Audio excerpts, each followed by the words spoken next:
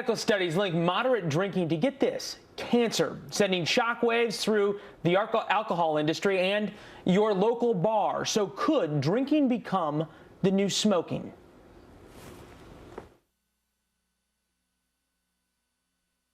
New studies revealing alcohol can cause cancer in even moderate drinkers. After years of hearing about the health benefits of an occasional drink, especially red wine, these studies are sending shockwaves through the alcohol industry and, of course, your local bar.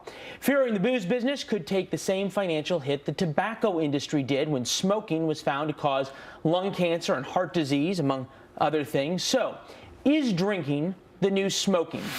Here to break it down for us, Dr. Tiffany board-certified cardiologist, and Dr. Marty McCary, cancer surgeon at Johns Hopkins University. Show of hands, either of you think that smoking and drinking are equally damaging to your health? Oh, Only with binge drinking. Only binge drinking. All right, I am really glad we cleared that up. Thank you very much. Okay, so Dr. McCary, first to you. What's really going on here? How do you have all these studies that say drink red wine because it lowers your blood pressure and has all of these antioxidants that are good for you, and now we hear it causes cancer? Yeah, you hear everything. You know, it's good for you, now it's bad and good again.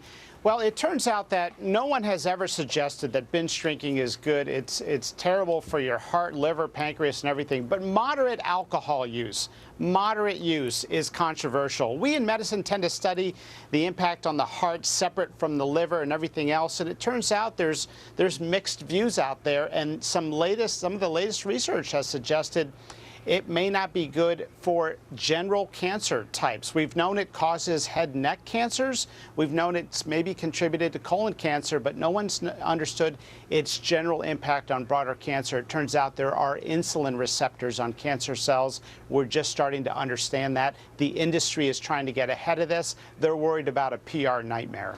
Well, certainly the headline is a nightmare for any industry if you think your product causes cancer. Dr. Sizemore, is there a point, though, that we sort of all have to say, okay, we could all eat vegetables all day and have no fun of any kind and then live to be 140 but might be miserable doing it? Sort of this idea that there's a balance between whether or not you're going to have a drink or a Coca-Cola or a Snickers bar.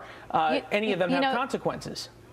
You hit the nail on the head. It's all about moderation, right? I mean, this is like telling a diabetic patient that they're never allowed to have a piece of cake, right? So there has to be some moderation. I mean, me as a cardiologist, if I try and tell one of my cardiology patients that's, you know, a mom of 3 kids that comes home after working all day to a dirty house that she can't have a glass of wine, I can kiss my private practice goodbye. Right? I mean, there's definitely some element to moderation in this. And we do know statistically and through research that moderate amounts of alcohol, which is 1 glass of wine or 1 alcoholic beverage for a woman or 1 to 2 for a man, we do know that decreases heart disease. And we do know that heart disease is the #1 killer of men and women in the United States, not worldwide, but in the United States. So if we're talking about decreasing death and decreasing mortality, I'm all for a glass of wine a day.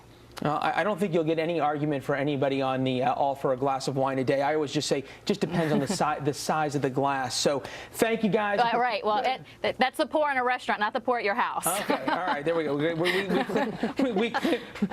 You know, these are distinctions we'll leave out. All right, docs. Thanks, guys. Thanks so much for having me. I'm glad we ended on that point. Yes, going exactly. into the holiday weekend. Yes. So we all have a little permission from the good doctor.